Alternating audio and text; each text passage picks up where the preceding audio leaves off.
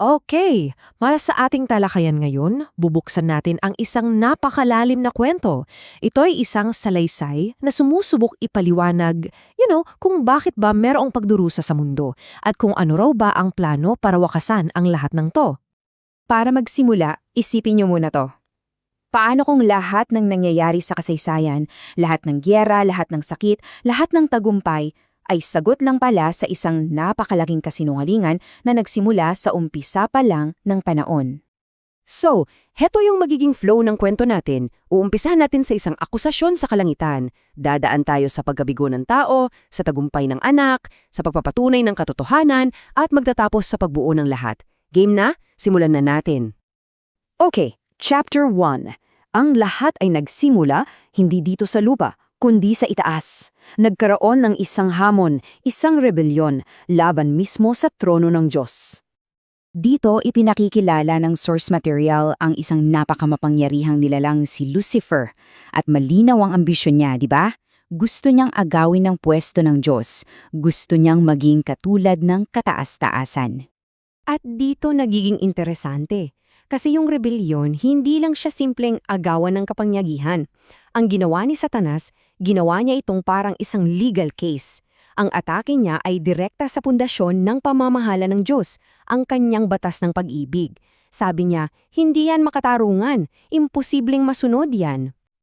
Grabe yung bigat ng akusasyon, no? Kasi kung totoo ang sinasabi niya, ibig sabihin, sinungaling ang Diyos? Mamamatay tao pa nga. At kung ganon, dapat lang naalisin yung batas niya. At wala siyang karapatang mamuno. Lahat ng otoridad niya mawawala ng bisa. So ang tanong, bakit hindi na lang winasak agad ng Diyos si Satanas? Sabi sa teksto, kung ginawa niya yun, ang ibang mga anghel baka sumunod na lang sa kanya dahil sa takot. Hindi yun ang punto. Kailangang patunayan sa lahat, in a public way, na yung akusasyon ay isang malaking kasinungalingan. At dito napapasok ang sangkatauhan, yung legal battle na nagsimula sa langit, dinala ngayon dito sa isang bagong korte, ang planetang Earth. Nilikha ang tao, ang unang Adan, na may isang napaka-espesyal na misyon. Siya dapat ang magiging buhay na ebidensya, ang pruweba na, oo, posible para sa isang nilikha na sundin ang batas ng pag-ibig ng Diyos. Pero, alam na natin ang nangyari. Nabigo si Adan. Pumasok yung panlilinglang ni Satanas at pinili ni Adan na sumuway. At yung naging resulta? Naging catastrophic.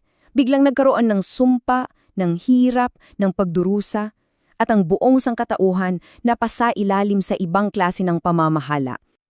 Eto na yon. Ito ang paliwanag kung bakit ganito ang mundo natin ngayon. Mula sa rule of love, naging rule of power. Isang sistema kung saan survival of the fittest, kung saan yung malakas ang laging nananalo at yung mahina ang laging talo. Sound familiar? Ngayong bigo ang unang pagtatangka, dito na ipinakilala ng Diyos ang kanyang ultimate answer, ang kanyang pangwakas na solusyon sa akusasyon, at ang sagot na yon ay ang huling Adan, si Hesukristo.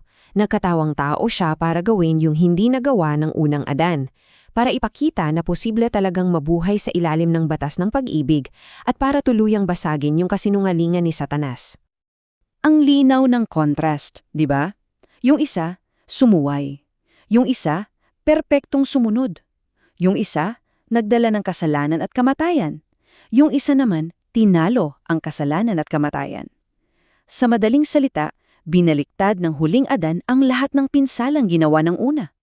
At ang ultimate proof ng tagumpay niya, ang kanyang muling pagkabuhay. Kasi ayon sa batas, ang kabayaran ng kasalanan ay kamatayan.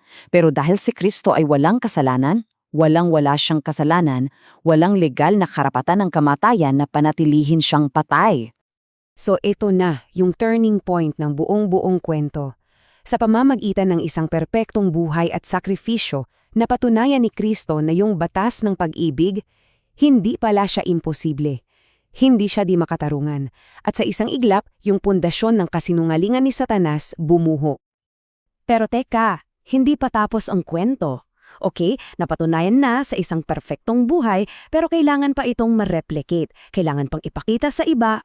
Ayon sa source, para itong isang ani na may 3 yugto, stage 1, si Jesus, yung unang bunga. Stage 2, yung mga mananampalataya noong Pentecostes na nakatanggap ng banal na espiritu. At Stage 3, yung mga huling saksi na kukumpleto sa lahat ng ebidensya. At paano to nangyayari? Well, nagkaroon ng fundamental shift. Dati, yung batas nakasulat sa bato, panlabas. Ngayon, isinusulat na ito sa puso ng mga tao sa pamamagitan ng banal na espiritu, panloob na. Hindi na lang ito listahan ng mga bawal, isa na itong kapangyarihan para sa tagumpay. At sobrang specific ng source text dito, may binabanggit silang eksaktong bilang, 144,000. Sila raw yung huling grupo ng mga saksi na, kumbaga, ang testimonya nila ang tuluyang magsasara ng kaso laban kay Satanas.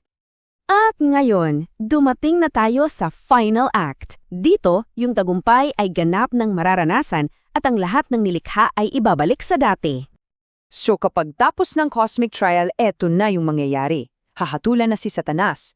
Haharap sa huling paghuhukom ang lahat ng tao, aalisin ng kamatayan, ang sakit, lahat ng kasamaan. Gagawing perpekto ang lahat at ibabalik ng anak ang kaharian sa ama. Case closed. Ang ganda ng larawan na ipinipinta ng talatang ito, no? Isang mundo kung saan wala ng dahilan para umiyak, wala ng kamatayan, wala ng sakit, lahat ng lumang sistema, lahat ng pagdurusa, tapos na. So, pabalik tayo sa simula. Ayon sa malawak na salaysay na ito, ang pagiging perpekto pala ay hindi lang yung basta wala ng masama. Ang tunay na perfection ay yung napatunayan na, hindi na mapag-aalinlanganan at tinanggap na ng lahat na ang pag-ibig ang nag-iisang prinsipyo na dapat mamuno sa buong sanlibutan.